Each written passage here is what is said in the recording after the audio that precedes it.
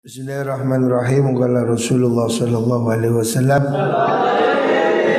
al-birru la yabla wal ithmu la yunsa wad dayyanu la yamut wa kun kama syi'ta kama tadinu tudanu.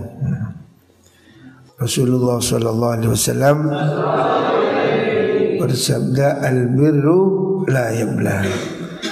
Al-birru utai kebagusan, kebaikan iku la yabla ora rusak opo al-birru. Kebaikan itu tidak akan hilang ya. Kebaikan itu tidak akan putus pahalanya. Semua kebaikan itu tidak akan tersia-sia ya. Siapa orang berbuat baik, maka dia akan selalu mendapat kebaikan. Ini hukum yang paling tinggi ya. Artinya ini ketetapan Allah. Allah tidak akan menyia-nyiakan sedikit pun amalan dari hambanya. Al-birru la yabla. Kebaikan tidak pernah hilang.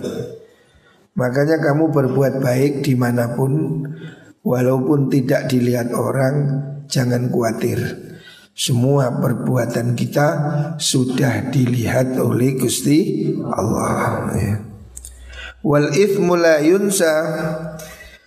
Wal ismu taiduso iku la yunsa ora den laleni opo ismun. Dosa juga begitu.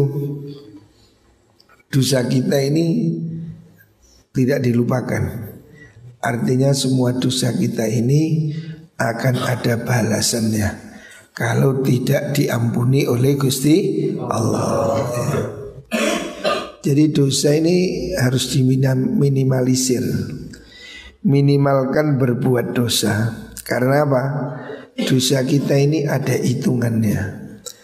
Dosa yang kita lakukan di dunia ini dicatat oleh Gusti Allah dan ada balasannya ya. Hati-hati ya.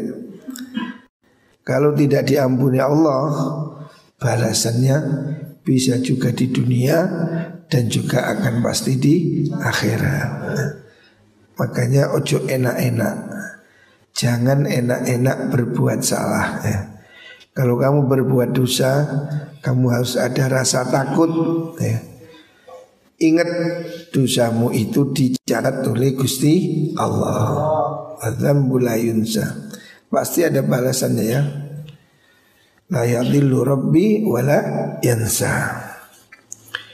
Terus wadayyanu utai Gusti Allah kang moho balas iku la yamutu ora sedo sapa Gusti Allah. Allah tidak pernah mati. Cara wong Jawa, Gusti Allah mboten sare. Allah tidak tidur apalagi mati. Artinya semua ini akan diperhitungkan. Wa may ya'mal mithqala dzarratin khairan yara. Wa may ya'mal mithqala dzarratin syarran yara. Dosa kita ini semua akan dihitung ya. Sekecil apapun. Mengerikan ya. Zarrah itu kan biji terkecil. Sekecil apapun dosa kita dihitung oleh Allah. Apalagi besar, kecil aja dihitung. Selanjutnya itu hadis Arwahu al-Baihaqi. Oh belum selesai. I'mal ma syi'ta kama tadinu tudan. Ikmal nglakonono sira ma ing perkara syi'ta kang karep sira. Lakukan apa yang kamu suka. Kama tadinu kaya oleh nglakoni sira tudanu bakal dibales sira ya. Nabi memberi kamu kesempatan berpikir wis sak karepmu ya. Ikmal masyita. Silakan kamu berbuat sesukamu, tapi ingat kama tadinu tudan. Seperti apa yang kamu perbuat, kamu akan dapat balasannya. Muga-muga kita ini dibalas yang baik nih. Makanya jangan menanam yang jelek nih. Kamu tadinu sudah. Kamu akan dihitung sesuai perbuatanmu. Kalau kamu berdosa ya hitungannya ya berat sekali ya. Apa yang kamu lakukan itu yang dibalas oleh Allah ya. Makanya jari wong Jawa nandur lombok ya panen lombok, nandur apel panen apel. Kamu akan metik buah yang kamu tanam. Metik woing pakerti. Hadis riwayat Baihaqi. Selanjutnya Rasulullah sallallahu alaihi wasallam bersabda, al-bala'u muwakkalun bil mantiqi. Al-bala'u taibelai iku muwakkalun den pasrahaken den sendekaken bil mantiki kelawan ucapan. Cobaan itu tergantung ucapan. Ini yang sama dengan ungkapan mulutmu harimaumu. Kamu selamat tidak selamat itu salah satunya dari mulutmu ya. Mulutmu jaga ya. Ngentut aja dijaga. Kalau kata ngentut deloken mburi apa? Ono bapakmu ngentut trot. Bantu adab. Ngentut aja harus dilihat, apalagi mulut ya. Jangan sampai mulut kalah dengan kentut. Ngomong seenaknya. Kamu fikir ucapanmu itu akan jadi kunci keselamatanmu ya. Ini kata Rasulullah sallallahu alaihi wasallam. Al-bala'u muwakkalun bil mantik. Belai ya, kecelakaan itu tergantung lesan, ucapan ya. Jaga mulut yang baik-baik ya. Keselamatan seorang itu adalah kalau dia itu bisa diam, ojo kakean omong. Orang ini akan selamat kalau dia bisa menjaga lisan. Kalau dia tidak bisa jaga lisan, ya dia akan menanggung resikonya. Sekarang ini kan ada undang-undang ITE ya. Medsos juga ada undang-undangnya. Kamu maki-maki orang ya dituntut sekarang. Kamu ngata-ngatai orang di medsos bisa dituntut ya. Di dunia aja kamu bisa celaka ya. Nah, dosa juga tetap ada hitungannya. Kalau kamu bicara, pikirkan, jangan sembarangan. Falau anna rajulan lamun sedene wong lanang iku ayyara nyacat-nyacat sapa rajul rajulan ing wong lanang kaliya birodho ikal batin kelawan nyusoni asu yola rodhoa yakti nyusoni sapa wong ha ing kalbah. Ini istilah aja. Kalau orang mencela orang menyusui anjing, mungkin dia akan jadi menyusuinya. Artinya dia akan mendapatkan kecelakaan dari ucapannya. Niki hati-hati. Hari ini juga situasi seperti ini kan banyak orang ya sumpah akhirnya ngomong ini sembrono. Sudah ekonomi sulit masih ada apa hoax, kabar burung, kabar apa adu domba. Akhirnya masyarakat tambah gak tenang. Makanya hari ini kunci ketenangan itu jangan pegang handphone. Ada pondok kan gak mikir apa-apa, ganti handphone. Bohono inflasi, bohono apa manes, gak kerungu. Kunci ketenangan hari ini matikan HP. Ya. Orang-orang yang hari ini pegang handphone, itu semakin takut.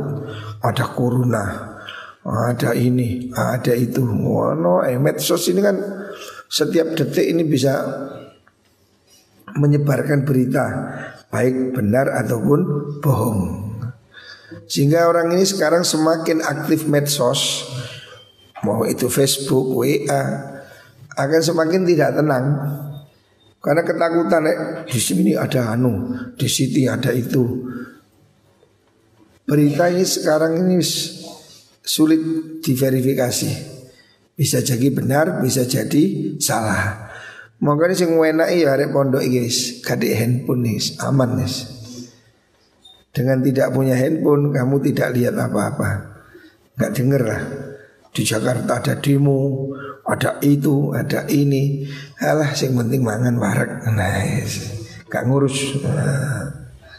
Kita itu ngurus diri kita sendiri. Kunci keselamatan di zaman akhir kata Rasulullah SAW. Jadi hendaknya diam di rumah. Fal yasa kabaituk wal tabki ala khati'atik. Kunci keselamatan itu diam di rumah, jangan kemana-mana ya. Ikhfat lisanaka ya, jaga mulutmu, diamlah di rumahmu dan tangisi kesalahan dirimu ya. Itu kunci keselamatan hari ini ya. Jadi waktu kita musim pandemi ini isjok kakean ngomong. Daripada ngomong lebih baik baca Quran, zikir ya. Kemudian jangan kemana-mana, diam di rumah. Terus introspeksi dosa-dosa kita ini sehingga kita bertaubat. Ini cukup wis. Gak perlu kita cari tahu hari ini korban COVID berapa, infeksi berapa, mati berapa. Wis jarno wong kopat COVID itu urusanmu, urusane dokter. Sampean gak usah ngurus itu. Orang tambah panik karena setiap hari semakin tinggi kan. Jawa Timur sekarang ranking sekian puluh ribu kena COVID, sekian ribu mati, sekian ribu sembuh. Yang mati biasa ketbian yono wong mati apa ya. Usah niki wong mati di skor naik 1%, naik 5%. Kaya regane berambang naik munggah mudun. Sebetulnya tidak perlu, menurut saya itu tambah nyumpek pikir. Untuk apa sih? Ini kita ini semakin ditakut-takuti. Ada orang mati. Sejak dulu orang mati ini banyak memang. Sebelum ada corona, orang mati kena TBC itu setahun 98.000 ya. Jadi TBC ini bahaya loh. Harus yang waktu-waktu ini harus diperiksa. TBC ini berbahaya. Korban TBC Indonesia ini salah satu terbesar di dunia. 98.000 korban meninggal karena TBC. Jadi wong mati wis yen wong Indonesia pira jumlahe? 250 juta. Mati 1.000 ya biasa. Lah lek kan sing mati sesek dunia iki. Ya biasa ya urip mati. Tapi muka-muka mati husnul khatimah. Tidak perlu kita ini terus mengupdate kurban.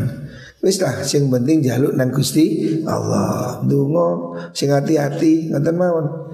Nggawe masker, sabun, ojo keluyuran, ojo nang warung, nang jopo, wis ngono ae. Ndak usah kita ini terus mengupdate malah bingung. Karena hari-hari ini semakin menyulitkan. Surabaya kurban semakin tinggi deh. Ini ada orang mati. Isong mati wayahe ngono ae. Urusane Gusti Allah. Sing penting kita ikhtiar. Al biladu biladullah wal ibadu ibadullah. Fahaitsu ma asabta khairan faakim ya. Kata Rasulullah sallallahu alaihi wasallam hadis riwayat Ahmad, al biladu te pira-pira negara iku biladullahi negarane Gusti Allah. Dunia ini miliknya Gusti Allah. Allah mengatakan dalam Al-Quran, ya ibadiyalladzina amanu inna ardi wasi'ah. Bumiku ini luas ya.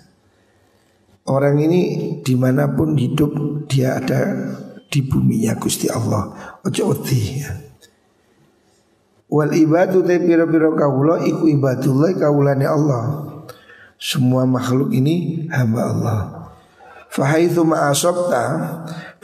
ma'asabta indam sekiranya ngenani sira ing kebagusan ya. Dimanapun kamu bertempat khairan, ini ada kata khairan kurang didik. Fahaitsu ma'asabta khairan kitabmu kurang. ing dalam sekiranya ngenani sira khairan ing kebagusan ya. Ini kitabnya ada yang kurang sedikit ya. Khairan ing kebagusan fa'akim mongko menengo sira. Artinya kamu ini tidak harus tinggal di satu tempat ya. Bumi Allah ini luas. Bahkan saya kepingin santri-santri ini harus ada keberanian ya. Ke sana loh, ke Papua. Tadi kiai kayak NTT. Orang-orang yang pergi jauh itu biasanya lebih sukses ya. Karena apa? Semangat juangnya lebih tinggi. Saya dulu kirim beberapa santri ke Sulawesi, di Kendari, di Konawe, di mana. Hari ini mereka alhamdulillah rata-rata sukses, punya pendidikan. Ada yang jadi ketua NU, ada yang jadi pengusaha. Karena dia jauh. Coba ke omai, ya paling ya gelundang-gelundung naik. Ada satu anak dulu dari Sidomulyo, Dampit Selatan. Sidomulyo Gunung Sandingun, Gunung Sitiarjo. Saya kirim ke Kendari. Di sana dia jadi James Bond, jaga masjid dan kebun. Alias jadi apa itu, tukang kebun. Sambil ngaji, sambil ngajar. Hari ini sekarang dia sudah jadi pengusaha kaya di Kendari. Waktu dia habis kuliah balik ke sini, dia kuliah sambil kerja di sana. Ia ngajar ngaji. Pulang ke sini tanya saya, Gus gimana? Saya ini balik ke sana atau di desa? Pulang ke desa. Saya bilang ngapain kamu pulang ke desa? Sidomulyo gunung, onare Sidomulyo. Nabil kalau ada Sidomulyo. Kamu kalau pulang ke desa ya paling ngunduh cengkeh, menjadi petani. Tapi kalau kamu ke sana jadi pengusaha, saya bilang. Saya suruh balik ke Kendari. Hari ini dia sudah jadi pengusaha kaya. Jadi jangan takut pindah ya. Jangan takut kamu pergi dari satu tempat ke tempat yang lain. Kalau tidak ada semangat itu, mungkin Islam tidak sampai di Indonesia ya. Wali Songo ini kan mengalami perjalanan dari Yaman ke India, ke Vietnam, sampai ke Indonesia. Jadi mereka ini para musafir, pergi jauh, nempat di satu tempat. Santri harusnya begitu deh. Ojo licik. Banyak orang tidak berkembang karena tidak berani keluar dari zona nyaman. Eski omae ngono. Ya dia itu kalau di rumahnya kan tidak kreatif. Sebab banyak yang diandalkan. Ono paman, ono bibi, ono dulur. Dia tidak bisa lincah. Tapi saya melihat orang-orang yang pergi itu kemungkinan sukses lebih tinggi. Makanya kata Imam Syafi'i, air yang diam itu busuk, air yang mengalir itu jernih. Lihat kamu sungai. Sungai itu walaupun diisi kotoran, peceren, tapi kan bersih. Terus dia karena dia mengalir. Tapi air kalau kamu taruh di sini, gelas ini, kasih air, seminggu aja sudah busuk, sudah lumutan, lama-lama bau ya. Jadi air yang menggenang itu bau. Air yang mengalir bersih kayak sungai. Makanya kamu harus punya keberanian ya. Santri harus berani kamu. Alumni SMK Anur sana hafal Quran, buka pesantren di Timor, Papua, NTT, di mana saja sudah. Jangan takut. Orang-orang yang hijrah dari tempatnya itu rata-rata sukses ya. Ayah saya datang dari Mojokerto. Bagi Anwar ini pendiri pesantren An-Nur datang dari Probolinggo. Kakeknya datang dari Madura ya. Perantau-perantau ini lebih survive ya, lebih kuat daya semangat juangnya. Nah Allah juga mengatakan begitu. Al-biladu biladullah. Semua bumi ini bumi Allah. Jangan takut dimanapun. Wal ibadu ibadullah. Semua hamba itu hambanya Gusti Allah. Fa'ithu ma'asabda khairan fa'akim. Di mana kamu dapat tempat yang baik, tinggallah di situ ya. Jadi kamu tidak harus menetap di rumahmu. Lah iso yo sing ado rek. Ojo meneng jago kampung, jago kandang. Ndak berkembang ya. Anak-anak ini harus berani. Ono sing nang Papua, ono sing nang Kalimantan, ada yang ke Bali ya. Dimanapun ya. Semua ini buminya Gusti Allah. Al-bayyinatu 'alal mudda'i wal yamin 'ala man angkara. Selanjutnya Rasulullah sallallahu alaihi wasallam memberikan patokan al-bayyinatu 'alal mudda'i. Al-bayyinatu utawi saksi, bukti ya. Ini kaidah. Hadis ini menjadi kaidah hukum ya. Al-bayyinatu 'alal mudda'i. Al-bayyinatu tai saksi ku 'alal mudda'i ing atase wong kang dakwah. Orang yang menuduh itu harus mengajukan bukti. Kalau enggak ya semua orang bisa menuduh ya. Jadi ini hadis ini kaidah yang penting tentang hukum syariah. Ini hadis sahih riwayat Imam Muslim. Al-bayyinatu 'alal mudda'i. Saksi harus diajukan oleh pihak penggugat. Jadi kalau kamu mendakwa si A mengambil barangmu, kamu harus punya bayyinah. Buktinya apa? Saksinya siapa ya. Tidak boleh orang main tuduh. Kalau tidak ada saksi, semua orang bisa nuduh. Oh ini dituduh, kamu dituduh. Sak jeplai wong bisa ya. Artinya setiap gugatan ya, itu tidak bisa diterima kalau tidak ada bukti, kalau tidak ada saksi ya. Wal yaminu 'ala man angkara. Nah sedangkan wal yamin te sumpah ya, iku alaman wajib ing atase wong angkara kang ngingkari soman ya. Jadi Rasulullah SAW memberi dasar hukumnya. Ilmu hukum hari ini juga berpijak kepada ini ya. 14 abad yang lalu Nabi Muhammad SAW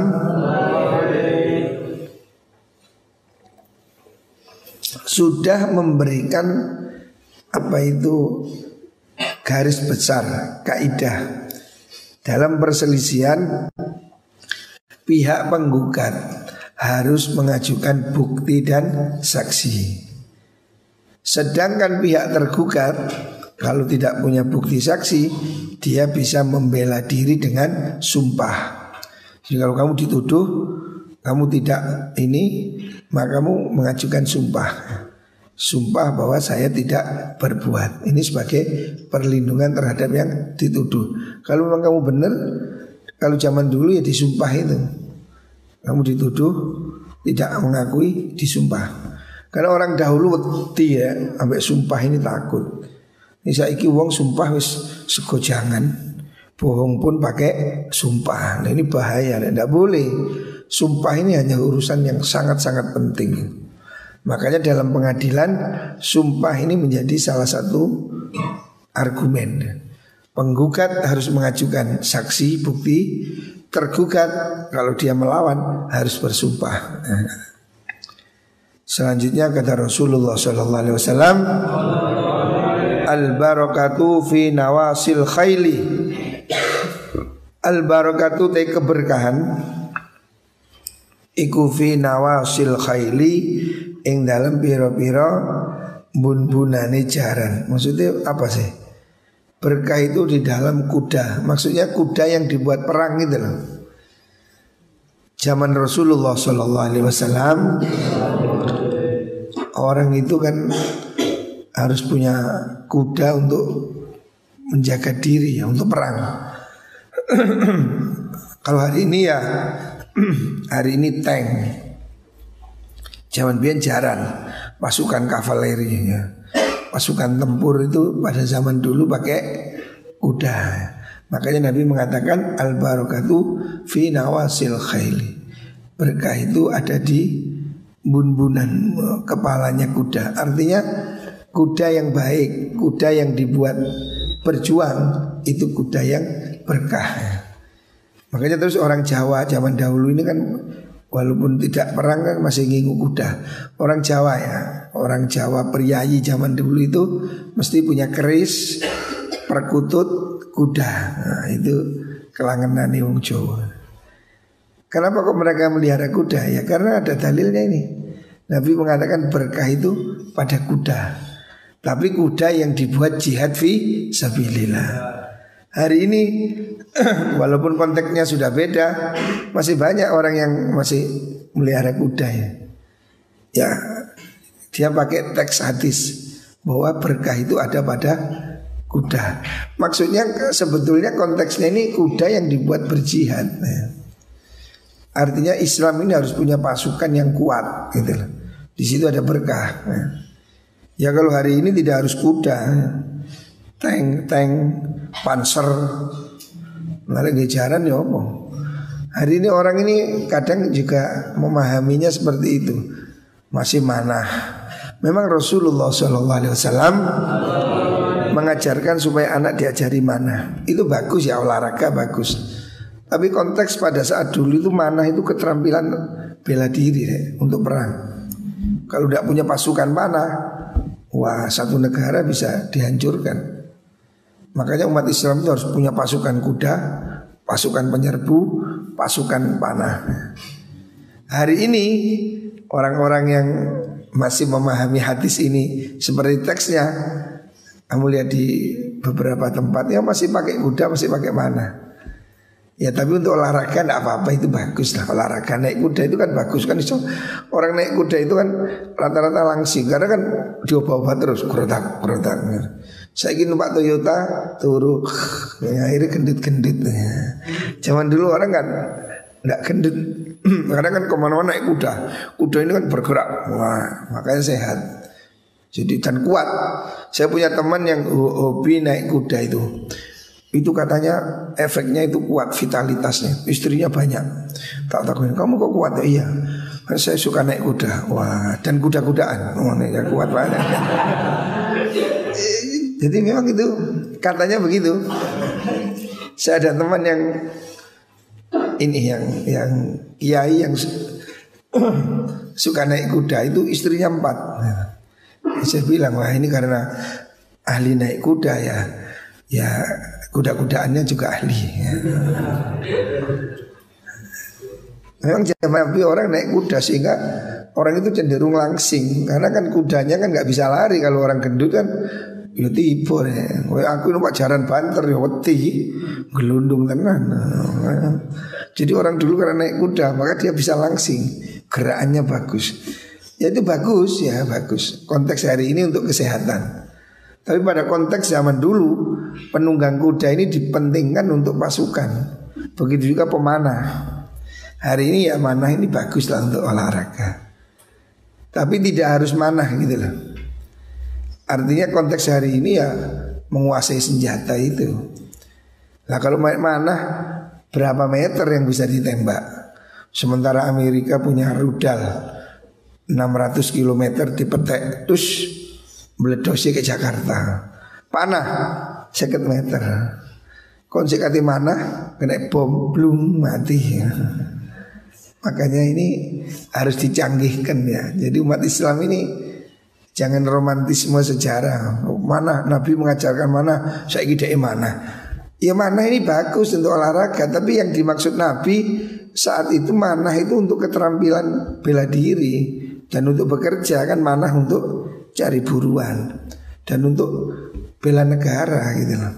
Kalau kita semua belajar mana, gak belajar bom atom, gak belajar peluru kendali, yo nyek rek dibom terus. Opo kon sik kate nembak wonge wek turu metek meledos.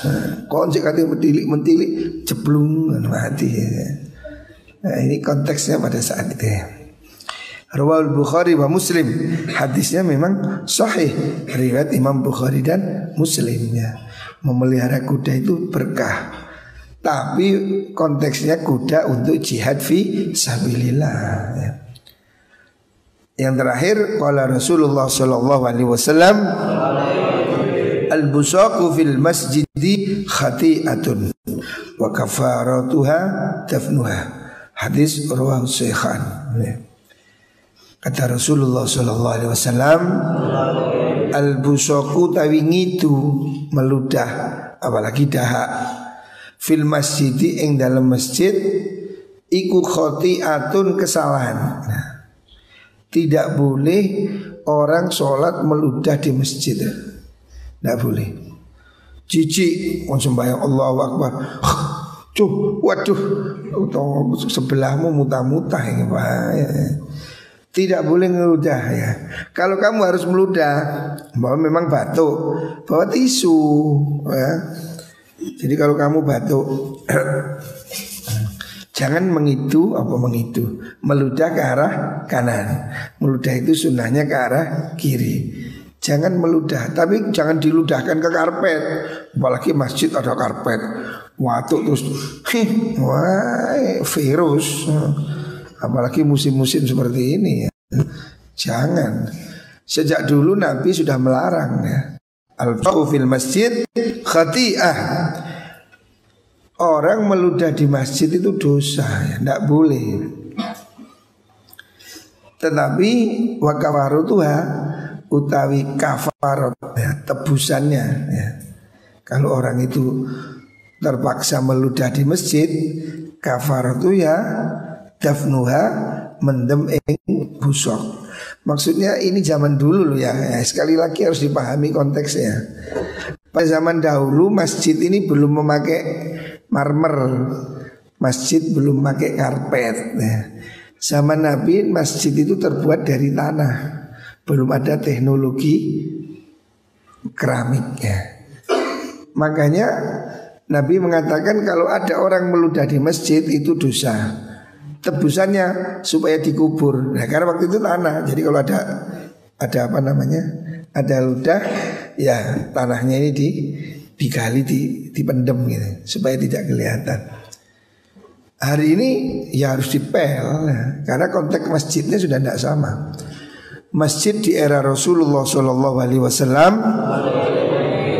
sederhana, rek. Zaman itu belum dikenal genteng. Atap genteng masih belum ada, seng apalagi. Makanya zaman dahulu itu masjid masih ditutupi dengan daun kurma. Sehingga Nabi memberikan keringanan. Kalau musim hujan sholat boleh dijamak. Bagi orang yang sholat di masjid musim hujan boleh dijamak walaupun tidak pergi. Karena apa? Masjidnya becek. Jadi kalau dia sholat duhur di masjid, udan deres kan becek. Ya wes sembahyang duhur kayak kuno asar mesisan. Sebab boleh teko maneh masjid itu kayak kolam renang, becek nggak mungkin sholat lagi. Makanya boleh jamak di masjid waktu hujan. Karena konteksnya pada saat itu masjid itu tidak pakai marmer. Jadi kalau hujan basah, tidak ada genteng. Maka Nabi memberi keringanan boleh jamak sholat di musim hujan. Nah, musim hujan boleh jamak, tidak pergi boleh jamak. Zamannya Kanjeng Nabi. Karena apa? Masjidnya tidak pakai marmer, masjidnya tidak ada keramik, tidak pakai genteng. Kalau hujan becek, sehingga kalau sujud badue neplok. Nah, maka dia ini berat kalau balik lagi ke masjid, boleh dijamak. Termasuk hadis ini mengatakan siapa orang meludah di masjid dia berdosa dan harus menebus. Tebusannya apa? Ludahnya supaya digali, ditutupi. Karena masjidnya masih tanah, bisa digali.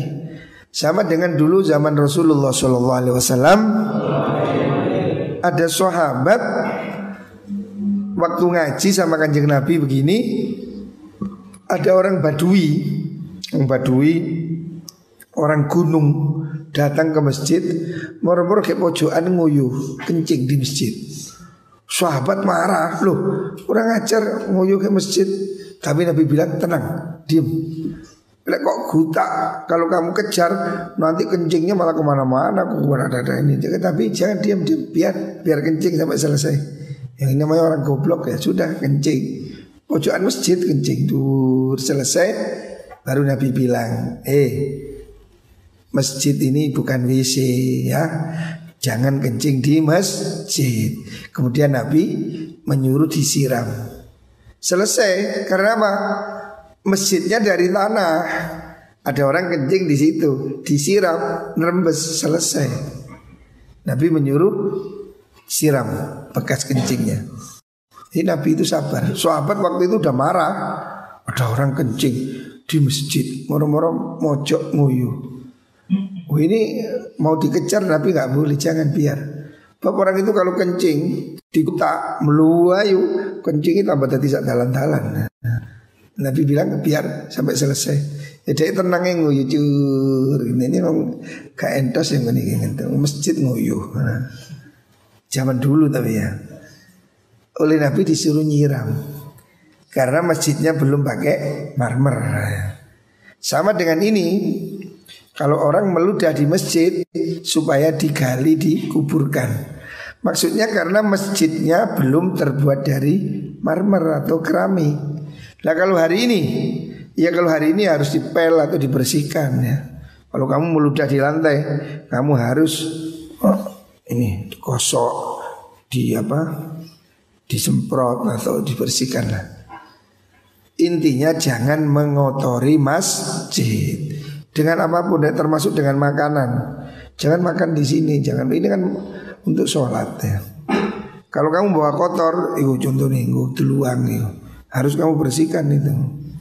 Semuanya habis ngaji perhatikan itu depanmu itu ada kotoran itu, tak boleh itu.